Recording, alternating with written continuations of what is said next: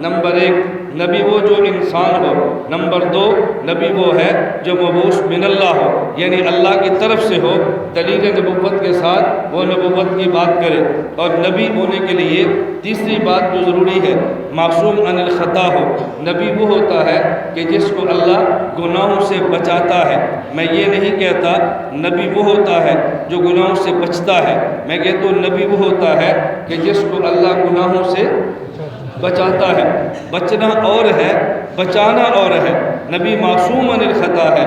معصوم کا معنی کہ جس کو اللہ بچائے، ذہن میں رکھ لیں، جس کو اللہ بچائے۔ قرآن کریم میں ہے لا عاصم اليوم الا من رحم ربی، آج کوئی نہیں خدا کے عذاب سے بچ سکتا مگر جس کو اللہ بچا لے۔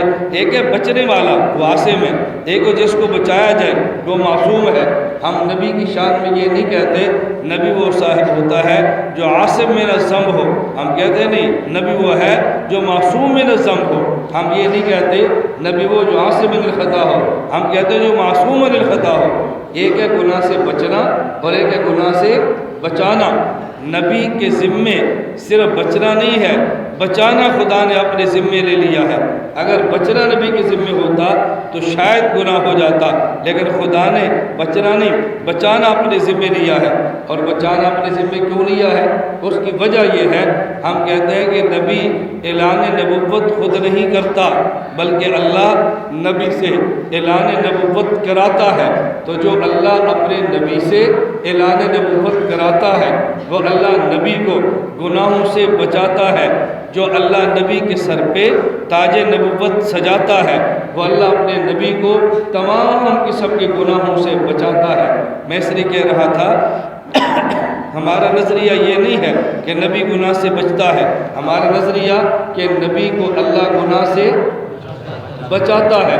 اور اگر نبی گناہ کر لے تو الزام نبی پہ نہ لگے، الزام خدا پہ لگے۔ اعتراض پیغمبر پہ نہیں، لوگ اعتراض خدا پہ کریں گے کہ آپ نے نبوت کے لیے کیسے بندے کا انتخاب کیا ہے جو گناہ کرتا ہے، کیسے بندے کا انتخاب کیا ہے وہ گناہ کرتا ہے۔ اس لیے نبی صرف گناہ سے بچتا نہیں بلکہ اللہ نبی کو گناہ سے بچاتے ہیں۔ مفروض الاتباع، اس کا معنی پیغمبر کی ہر بات کو ماننا فرض ہے، سمجھ آئے تب بھی نہ سمجھ آئے بولو، نظر آئے تب بھی نہ نظر آئے تب بھی۔ جب میت کو قبر میں دفن کرتے ہیں اتاہ ملکان، 2 فرشتے آتے ہیں، فاقعداہ، میت کو بٹھاتے ہیں، فیقولان لہ، پھر اس سے سوال کرتے ہیں تیرا رب کون ہے، تیرا نبی کون ہے، تیرا دین کیا ہے؟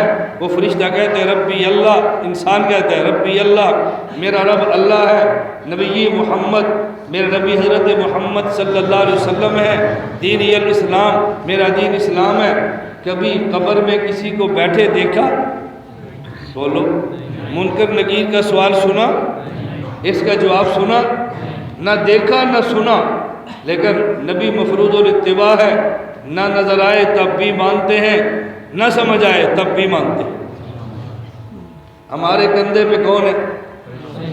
کبھی دیکھے، کبھی آواز سنی ہے، مانتے ہیں، نظر آئے تب بھی نہ نظر آئے تب بھی۔ حضرت صدیق اکبر اور ابو جہل میں فرق کیا ہے؟ رسول اللہ صلی اللہ علیہ وسلم مکہ سے چلے مدینہ، مدینہ سے چلے طور سینا، طور سینا سے مدین، مدین سے بیت اللحم، بیت اللحم سے بیت المقدس، پہلا آسمان، دوسرا، تیسرا، چوتھا، پانچواں، چھٹا، ساتواں، سدرۃ المنتہا، شریف الاقلام، عرش معلیٰ، وہاں سے واپس مکہ۔ ابو جہل نے کہا میں نہیں مانتا، میری عقل میں نہیں آتا۔ ابو بکر صدیق فرماتے ہیں میں مانتا ہوں، میں نے عقل کا کلمہ نہیں پڑھا، میں نے حضرت محمد کا کلمہ پڑھا ہے۔